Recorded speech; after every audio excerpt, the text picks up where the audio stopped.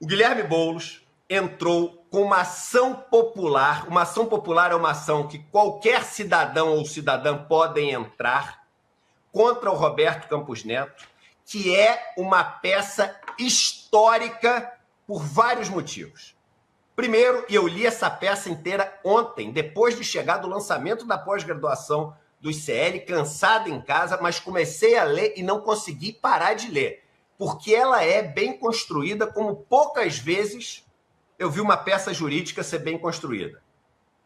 É extremamente, em todos os sentidos. A ordem lógica, a ordem cronológica, ou seja, no tempo, assim, a forma como ela é completa em registrar e trazer todos os eventos em que o Roberto Campos Neto ele cometeu assim absurdos e que até essa peça ser ali promovida e produzida pelo Guilherme Boulos, as pessoas, enfim, parecem ter esquecido.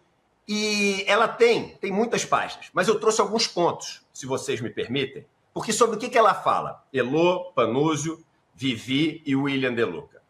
Ela fala, basicamente, sobre a enormidade de conflitos de interesse que foram ali vividas pelo atual presidente do Banco Central do Brasil. E isso está conectado com o que a gente acabou de falar, Panúzio, porque esses conflitos de interesse foram conflitos de interesse que, neste governo, sempre espirraram para o lado de aumentar juros e de jogar estresse no mercado.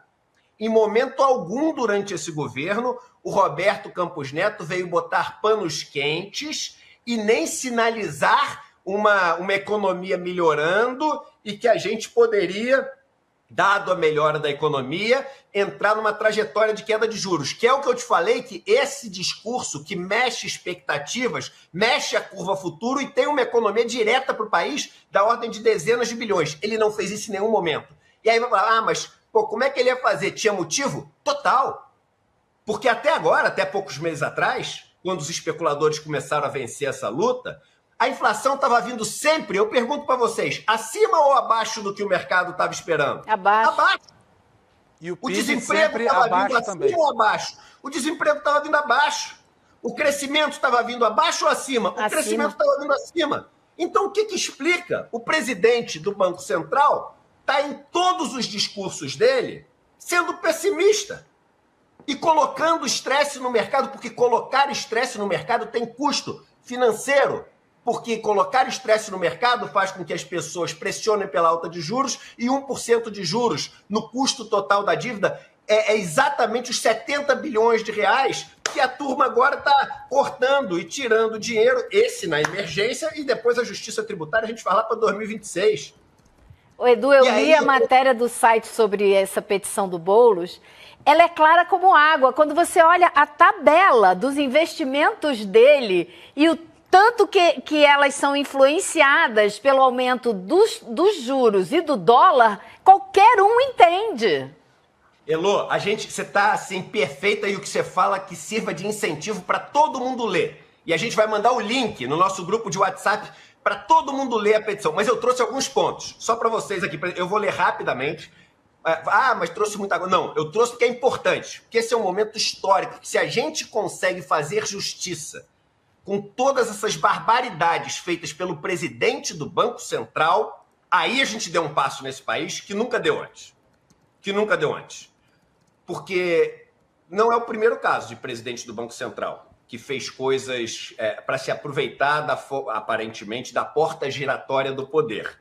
Mas talvez tenha sido o que mais fez. Bota na tela, eu vou passar alguns pontos, tá? Só para vocês terem ideia, aqui a gente já está na página 19, tá? Então ele começa a falar... Primeiro ele fala, nas primeiras páginas, dos conflitos políticos.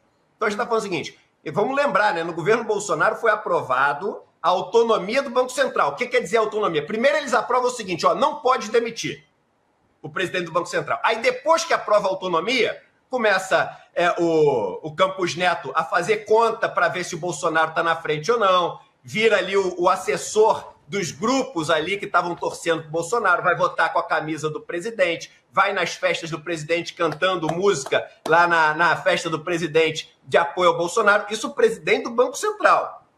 O presidente é o que é o autônomo. Fala que ele se reuniu mais de 50 vezes com o Bolsonaro, com o presidente Lula. Nos 2 primeiros anos se reuniu só uma vez. Fala todos os conflitos políticos. Então a primeira parte da peça é espetacular porque lista todos os conflitos políticos. Mas aí entra nessa parte que é o seguinte, isso aqui é a peça escrita.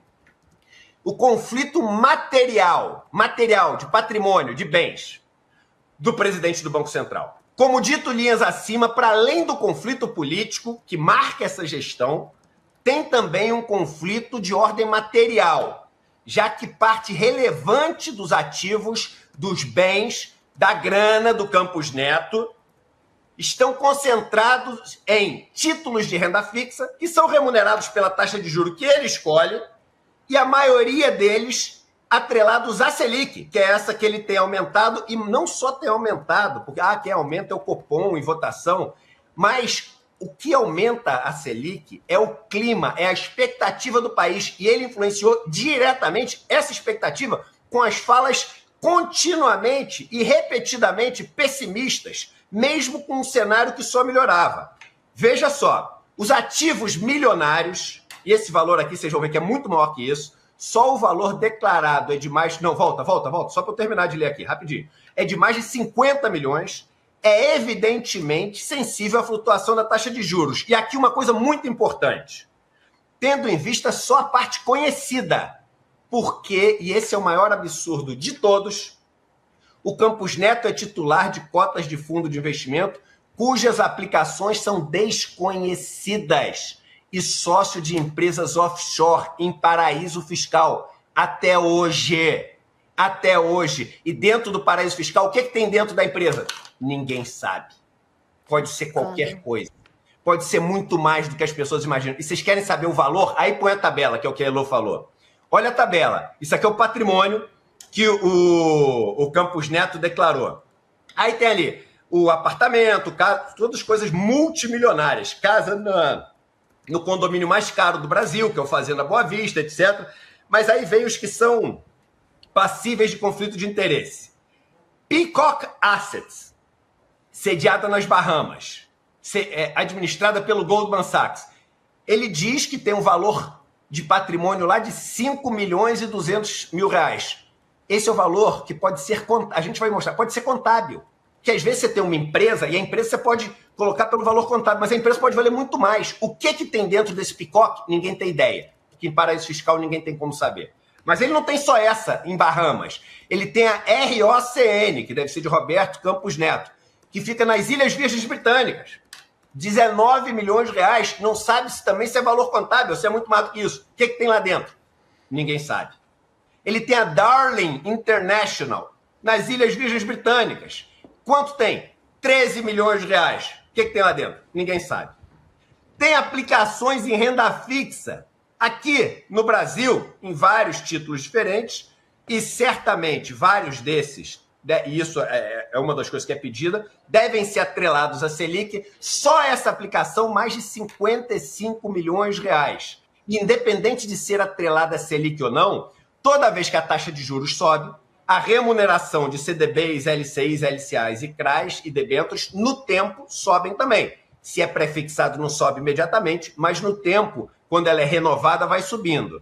E fundos de renda fixa e ação no país, no Credit Suisse, né, Reding Grifo, 13 milhões de reais. Então, só em vermelho, se você fizer uma soma rápida, tá aqui, ó, 50, 80, 100, 105 milhões de reais. 105 milhões de reais. 1% para cima significa 1 milhão de reais a mais por ano. Eu estou falando de uma Selic. Só que tem um pedaço desse que é totalmente obscuro, que é a parte do paraíso fiscal. Mas vamos para a próxima página. Vamos lá que eu separei para vocês, assim, trecho, mas vale ler tudo. Próxima página. O que Campos Neto deixou de explicar é o que tem nessas empresas offshore e como é que ele chegou nesses valores que ele declarou. Ou seja, ele está falando o capital social dessas sociedades, que é só contábil e formal, que não tem nada a ver com o valor de mercado, que pode ser muito mais alto, ou está falando do valor patrimonial de verdade? Porque é muito possível, diz a ação, e até provável que a Peacock Assets, por exemplo, que fica em Bahamas, paraíso fiscal, administrado pelo Goldman Sachs, tenha um valor contábil de pouco mais de 5 milhões de reais, mas que, sob a sua gestão, tenham várias empresas offshore e vários outros ativos muito mais valiosos. Ninguém sabe. Só que ninguém sabe. E ele é o presidente do Banco Central. O Edu, sabe o que a gente sabe? O que a gente sabe, nós, seres mortais comuns, que esses números aí passam por uma estratosfera que é irreal para mim. Mas eu sei que esses números são influenciados pelas decisões que ele toma. Os investimentos dele crescem dependendo do que ele decide a respeito de entrar no mercado comprando dólar ou não, ou aumentar a taxa de juros ou não. Ele fica mais rico. Exatamente. E Elô, e só falar sobre os conflitos políticos, eu falei, vale a pena ler, porque assim, tem ele, durante esse período, autonomia do Banco Central, não sei o quê, ele se reuniu em jantar com Tarcísio de Freitas, principal adversário do Lula, e saíram do negócio com os jornais todos falando que eles tinham deixado combinado de virar o ministro da Fazenda do Tarcísio. É absolutamente insano o negócio. Mas vamos continuar. Olha só, os trechinhos. Eu peguei só os trechinhos que aí dá para entender quase que a peça inteira. Põe o próximo trechinho. Pode botar o próximo, por favor. Vamos lá. O próximo trecho. 83. Você vai ver. Eu estou pegando de 65 para 83. Tem muita coisa. No caso subexânime, como visto, verifica-se 2 tipos de conflito. Política e de interesse financeiro ou econômico.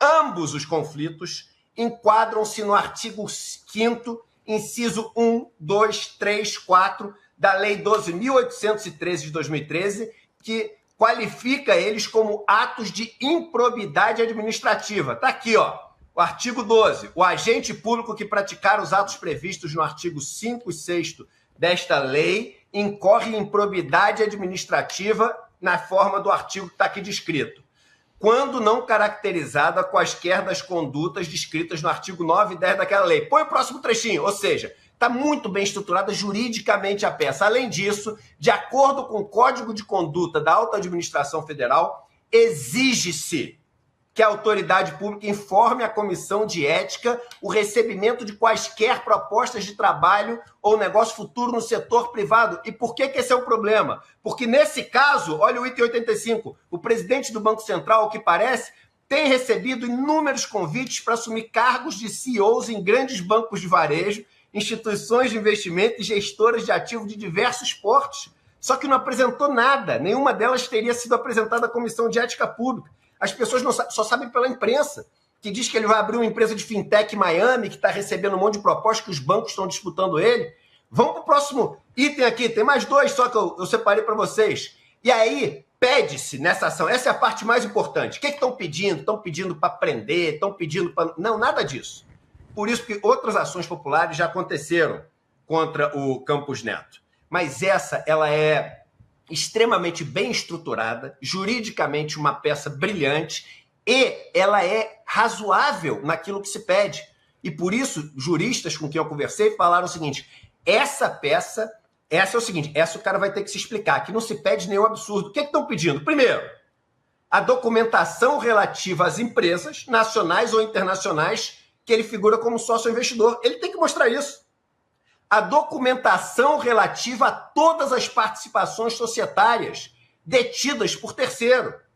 A documentação relativa a todos os investimentos que ele mantém no mercado de capital brasileiro e estrangeiro, inclusive, isso é muito importante, os ativos que os fundos deles investem. A gente quer saber, aquela empresa que no item D pede também, dos fundos offshore, o que tem dentro dessa empresa? Olha lá, a indicação de todos os ativos vertidos para essas empresas offshore. E todas as propostas de trabalho recebidas durante a sua gestão no Banco Central do Brasil. Em outras palavras, quer um Banco Central autônomo? Então é o seguinte, você não foi nada autônomo durante esse período. Você foi a 52 reuniões com Bolsonaro, foi a uma com o presidente Lula. Você só fazia elogios ao governo no governo Bolsonaro, você só colocou estresse no governo Lula. Você, no governo Lula, foi a reuniões com o adversário dele, saindo da reunião com a imprensa, dizendo que você ia ser ministro da Fazenda. E Durante o governo Lula, tudo que você fez contribuiu para subir os juros. E o seu patrimônio é diretamente beneficiado com o aumento dos juros e diretamente beneficiado com a subida do dólar. E aí veja no final o que se pede como penalidade. Vamos lá, Aurel Campos Neto, pode botar o próximo item, por favor, que aí a gente conclui. No caso, impõe-se liminarmente que o réu Roberto Campos Neto se abstenha de praticar os atos previstos no artigo 12 do Regimento Interno do Banco Central até o término do seu mandato. Se abstenha de instaurar ou praticar qualquer ato em processos administrativos ampliativos ou restritivos à esfera jurídica de agentes do mercado financeiro até o término do seu mandato e se abstenha de participar das reuniões do Copom. Porque se o cara demonstrou tudo isso, se a gente não sabe o que tem dentro das empresas desse, como é que esse cara vai definir a taxa de juros ou o preço? Porque não é quem define, eu repito, é quem mais influi na taxa de juros do Brasil, principalmente que é por quem mais fala, é quem mais gerencia as expectativas. Se esse cara está com tanto conflito de interesse e se a gente não sabe onde estão os investimentos dele, como é que a gente vai deixar esse cara continuar votando e decidindo? E aí tem uma parte, eu não sei se eu coloquei também a última, que é importante, que eles falam o seguinte, olha, em tese, e aqui é importante, é imprescindível, eles também pedem, a quebra de sigilo bancário, fiscal e telemático para que sejam apuradas a atuação de outros grupos econômicos ou não econômicos, políticos, e obtenção de vantagens reprováveis a partir do exercício do cargo. Porque se esse cara estava em reunião, em jantar com o adversário, teve uma reunião no Rio de Janeiro, na casa de um apresentador famoso de televisão, com um monte de empresário também, o que esse cara estava conversando com essa turma toda? A gente tem o direito de saber, o cargo exige transparência. E aí, o que é importante? Eles falam o seguinte, primeiro, se de alguma forma as razões apresentadas nessa liminar aqui, elas sejam comprovadas como coisas que foram feitas de uma maneira não adequada, ou seja, se a improbidade administrativa for comprovada, ele tem que ser demitido. Mas aí uma coisa interessante, eles falam o seguinte, em tese, todas as decisões que ele tomou teriam que ser anuladas. Só que isso traria uma insegurança jurídica enorme. Imagina anular todas as mudanças de taxa de juros para trás? Ferrou. Como é que todos os contratos do Brasil que foram feitos em cima da Selic, o quanto um devia para o outro, isso é impossível. Então eles falam o seguinte, não, respeite-se o que foi feito para trás, mude-se daqui para frente e, caso algumas dessas coisas, desses documentos que a gente pediu, tragam provas de que algo foi feito de uma maneira inadequada, que ele seja punido. Se a gente fizer tudo isso, aí a gente vai ter transparência. Então eu aplaudo essa iniciativa popular do Guilherme Boulos e falo o seguinte, Faria Lima é muito mais do que só a especulação no dólar que a gente viu ontem. O problema é muito maior. E essa peça histórica do Guilherme Boulos traz à tona, uma pena que a gente não pode fazer isso ainda com Paulo Guedes, porque teria outro de igual tamanho para fazer com Paulo Guedes, e que deveria ser feita com Paulo Guedes. Mas o Roberto Campos Neto está aí, ainda atuando, ainda impactando os futuros desse país. Então a gente, assim, pede e pressiona para que isso traga resultado e que as pessoas possam finalmente conhecer como são tocados os interesses financeiros no país.